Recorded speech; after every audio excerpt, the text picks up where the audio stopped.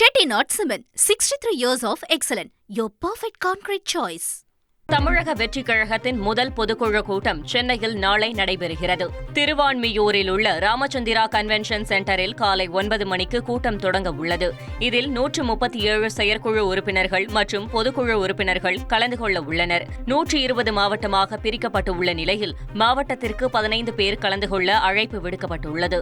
அதன்படி 2000 பேர் கலந்து கொள்ள உள்ளனர். நண்பகல் 1 மணி வரை கூட்டம் நடைபெற உள்ளதாகவும் முக்கிய தீர்மானங்கள் நிறைவேற்றப்பட உள்ளதாகவும் தெரிவிக்கப்பட்டுள்ளது.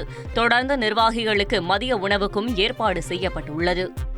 தமிழகம் முழுவதும் நாளை காலை 10ஆம் வகுப்பு பொதுத் தேர்வுகள் தொடங்குகின்றன. மாணவர்கள் 4,46,411 பேர், மாணவிகள் 4,40,465 பேர், தனி தேர்வு மூலமாக 25,888 பேர் எழுதுகின்றனர்.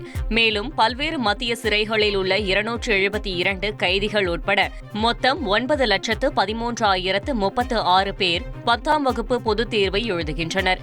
4,113 மையங்களில் நடைபெறும் தேர்வு பணிகளை கண்காணிப்பதற்கு 4,858 பறக்கும் படை குழுக்களும், தேர்வு பணியில் 48,426 ஆசிரியர்களும் ஈடுபட உள்ளனர். தமிழகத்தில் 12ஆம் வகுப்பு பொதுத் தேர்வுகள் முடிவடைந்த நிலையில் 11ஆம் வகுப்பு பொதுத் தேர்வுகள் இன்றுடன் முடிவடைகின்றன. Chettinad Cement, 63 years of excellence. Your perfect concrete choice.